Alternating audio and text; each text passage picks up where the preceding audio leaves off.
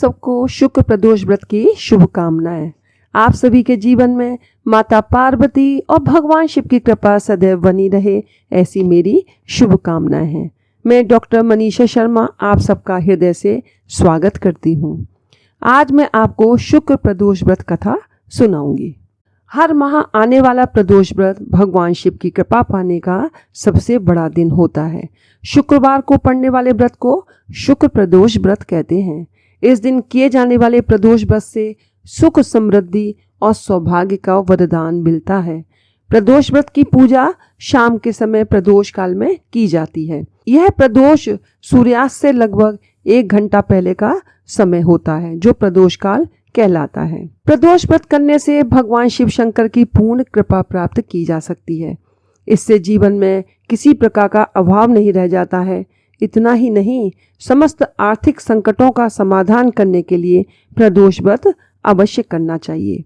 भगवान शिव को ज्ञान और मोक्ष का दाता माना जाता है, अतः अध्यात्म की राह पर चलने वालों को प्रदोष व्रत अवश्य करना चाहिए।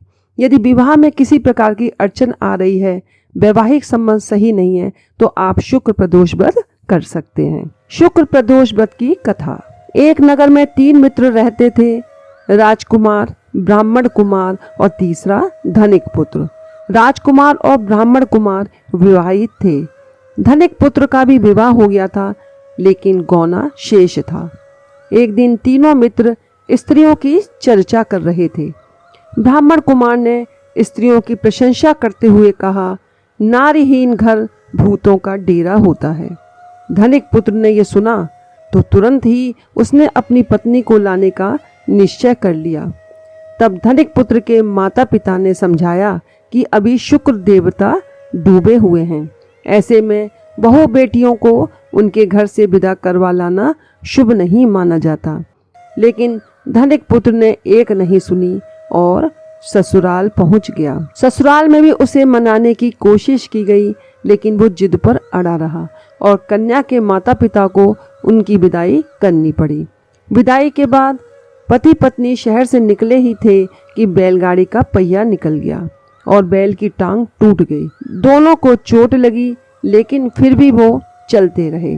कुछ दूर जाने पर उनका पाला डाकुओं से पड़ा, जो उनका धन लूट कर ले गए। दोनों घर पहुंचे। वहां धनिक पुत्र को सांप ने डस लिया।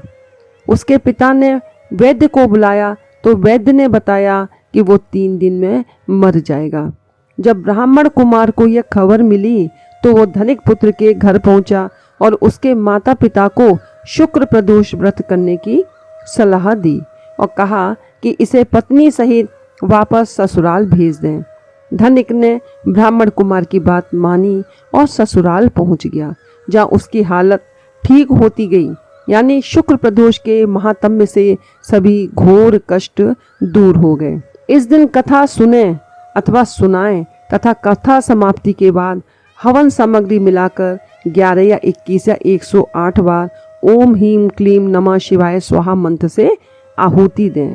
शुक्रवार को प्रदोष व्रत सौभाग्य और दाम्पत्य जीवन में सुख समृद्धि भर देता है, तो शुक्रवार के दिन पड़ने वाले इस प्रदोष व्रत से सुख समृद्धि मिलती है।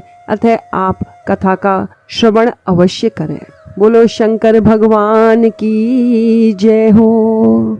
ऐसी और कथा को सुनने के लिए आप इस चैनल को सब्सक्राइब जरूर करें।